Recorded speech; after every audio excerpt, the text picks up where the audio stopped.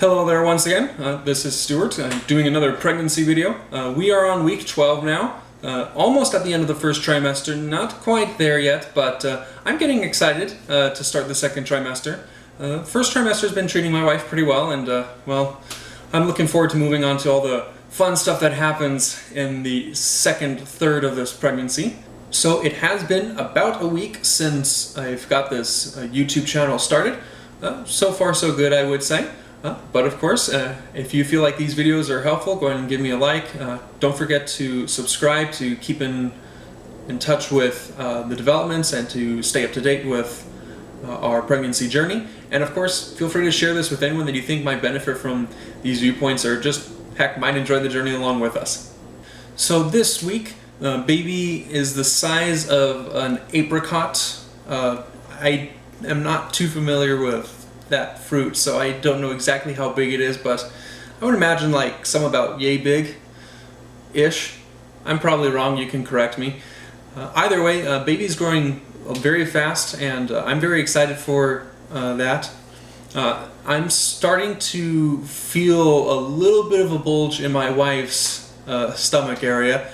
I don't know if that's just me being super excited and trying to feel these things before they happen, or my wife is actually starting to show a little bit, but at least I think I can feel some sort of bulge, and to me that's exciting.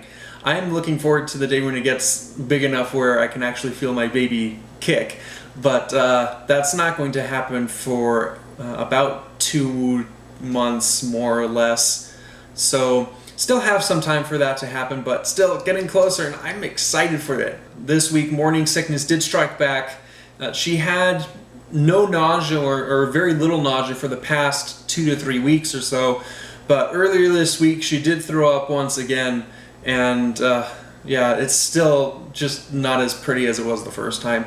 Well, normal part of the process, I guess, but at least my wife is happy that she's not one of those that's throwing up on a daily basis or more than once a day.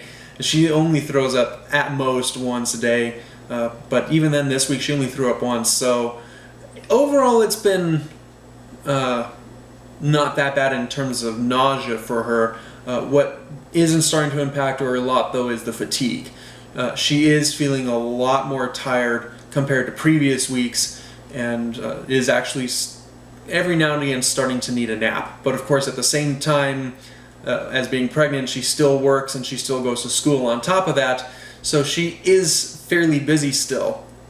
But the pregnancy just adds even more work that her body has to do, and so it just tires her out a lot faster than normal. She's definitely getting to bed earlier because she just can't stay awake as much as we used to before this, but that's a good habit to be getting in, I would say, especially when the baby's born. Also, her taste suddenly took a change. It caught me off guard. Before this, well, at the beginning of this week, one of her favorite things to eat were eggs and hash browns or spaghetti with sauce and cheese. She loved it. And then all of a sudden, just like that, pasta became disgusting. And, well, I love pasta, and to hear that she doesn't want pasta for dinner or lunch, I'm just like, oh, but it's so good. And the eggs and hash browns, same thing. She used to crave anything with potatoes, and now potatoes make her feel a little bit more nauseous. She's just like, no, I don't want any of that. And I was surprised. I mean, I heard that taste would change, but I thought it was more incremental. I mean, this was like, go to sleep one day liking potatoes, wake up the next day and, oh, no, don't want them anymore. And it makes grocery shopping really hard, I must admit.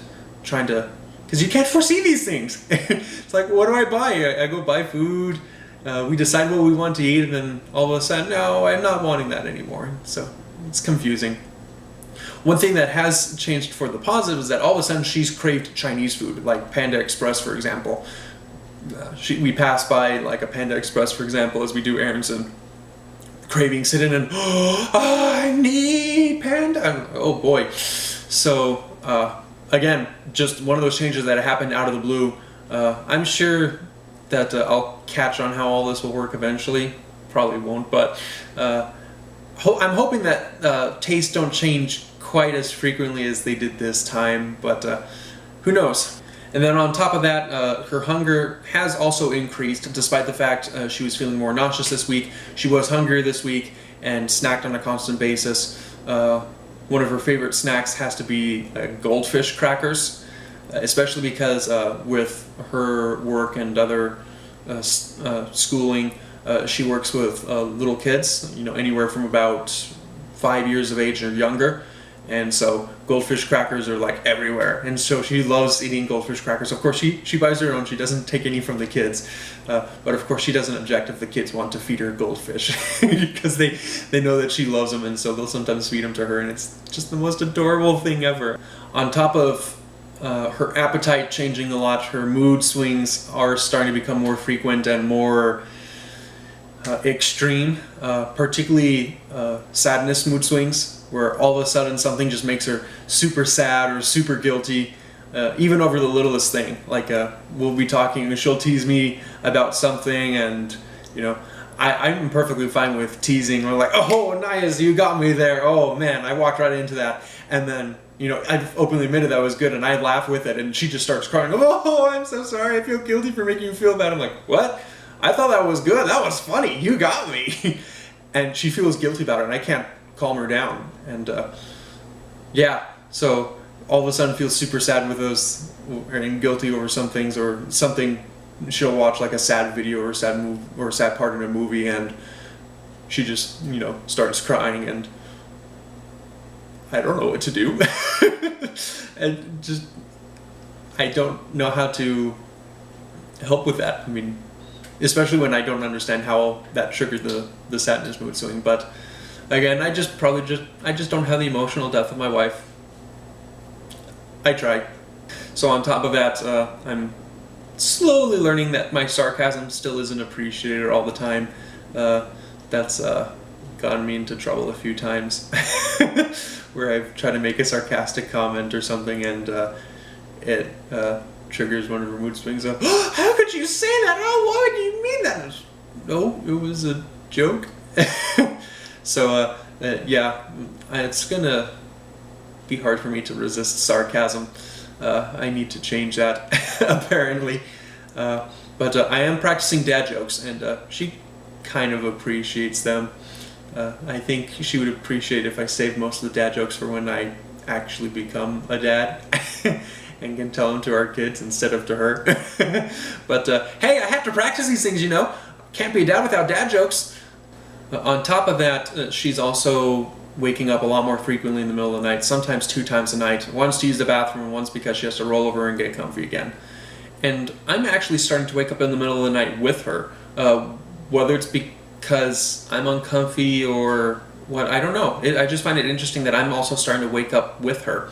At the same time, usually it's because she'll get up to use the bathroom, and I once again roll over into her spot, and she has to wake me up and, move over, you took my side of the bed again. And so she'll get angry at me that I roll over, and I'm not trying. I mean, I sleep on one side of the bed to try to avoid any of these problems, and somehow in the middle of the night I just roll over to her side of the bed, and I'm not even trying. I don't know how to stop it. And so I'll wake up with like an elbow in my face if you're on my side of the bed again, and I don't know. I don't know how to help this.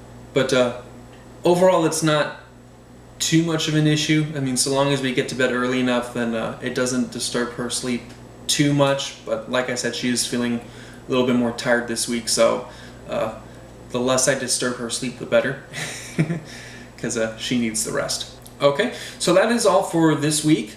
Thank you once again for joining me for these videos. I look forward to continuing them, especially as we wrap up the first trimester. Go ahead and feel free to share this with any other friends that you know that are going to be dads or want to be dads, and hopefully we can have a nice discussion together about what it's like to expect a child. I mean, for me so far the journey has been amazing. I look forward to the next 2 trimesters. Anyway, thank you once again for joining me. I hope you have an awesome week. Stay awesome, everyone.